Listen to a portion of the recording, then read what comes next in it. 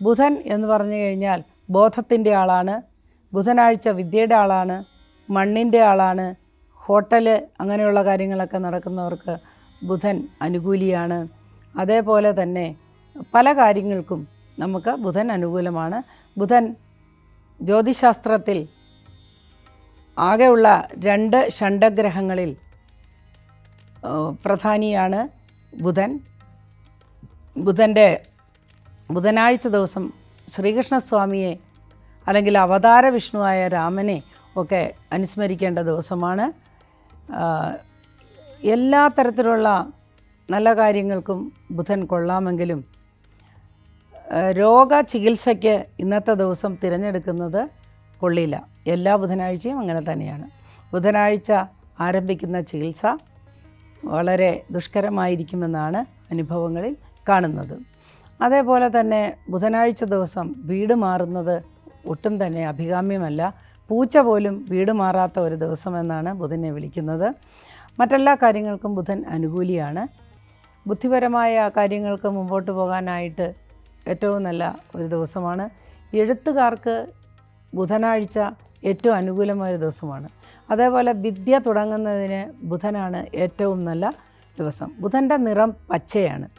പച്ച നിറമാണ് ബുധനാഴ്ച നമ്മൾ ധരിക്കേണ്ടത്. ഓരോ ആഴ്ചയും ഓരോ നിറം ധരിച്ചാൽ അന്ന് ഭാഗ്യമുണ്ടാകുന്നതായി കണക്കാക്കപ്പെടുന്നു. അതേപോലെ ബുധനാഴ്ച നമുക്ക് ബുധൻ്റെ ഹോരയോട് കൂടിയാണ് ബുധനാഴ്ച തുടങ്ങുന്നത്. ബുധനാണെന്ന് ഏറ്റവും പ്രാധാന്യം ഉള്ളത്. ബുധഹോര എന്ന് പറഞ്ഞു കഴിഞ്ഞാൽ ഉദയം മുതൽ 1 മണിക്കൂറാണ്. അതിനുശേഷം ഓർഡർ അനുസരിച്ച് ഹോരകൾ മാറിക്കൊണ്ടിരിക്കും. അത് മുഹൂർത്തങ്ങളാണ്. നമുക്ക് പെട്ടെന്ന് മുഹൂർത്തം ഇല്ലാത്തൊരു ദിവസം മുഹൂർത്തം എടുക്കേണ്ടി വന്നാൽ തിരഞ്ഞെടുക്കേണ്ട ഒരു മുഹൂർത്തമാണിത് ഹോര. അത് ജനറലായിട്ട് എപ്പോഴെങ്കിലും സമയം കിട്ടുമ്പോൾ നമുക്ക് ചർച്ച ചെയ്യാവുന്നതാണ്. അപ്പോൾ ബുധനാഴ്ച നമുക്ക് വിദ്യ തുടങ്ങാൻ നല്ല ദിവസമാണ്. അതേപോലെ പുതുവസ്ത്രങ്ങൾ അണിയാൻ നല്ല ദിവസമാണ്. പച്ച നിറമുള്ള വസ്തുക്കൾ കൈമാറ്റം ചെയ്യാനുള്ള നല്ല ദിവസമാണ്. അന്നത് സമ്മാനമായി കിട്ടുന്നതും നല്ല ദിവസമാണ്. ബുധൻ ഉച്ചസ്ഥിതിയിൽ നിൽക്കുന്ന വ്യക്തി വളരെ കൂർമ്മ ബുദ്ധിയുള്ള ഒരാളായിരിക്കും. ബുധൻ ജ്യോതിശാസ്ത്രത്തിൽ മന്ത്രിയാണ്, യുവാവാണ്. ബുധൻ്റെ സ്വാധീനമുള്ള വ്യക്തികൾ എപ്പോഴും ചുറുചുറുക്കുള്ളവരും അതേപോലെ ബുദ്ധിയുള്ളവരും കാര്യങ്ങൾ പെട്ടെന്ന് കേട്ട് അതിനെ മനസ്സിലാക്കാൻ ഗ്രഹിക്കാൻ കഴിവുള്ളവരും ഒക്കെ ആയിരിക്കും. എന്നാൽ ബുധൻ മൗഢ്യത്തിലായാൽ ബുദ്ധിമാന്ദ്യം അവർക്കുണ്ടാകാൻ സാധ്യതയുണ്ട്. ശ്രദ്ധ അല്ലെങ്കിൽ ഇങ്ങനെ നമ്മുടെ കോൺസെൻട്രേഷൻ, ഫോക്കസിങ് ഇതൊക്കെ കുറയുന്ന ആളുകളാണ് ബുധൻ മൗഢ്യത്തോടുകൂടി ജനിക്കുന്നത്. അക്കൂട്ടർ എന്ത് വിദ്യാഭ്യാസം തുടങ്ങിയാലും അത് ഇടയ്ക്ക് വച്ച് നിന്നു പോകുന്നതായിട്ട് കാണുന്നു.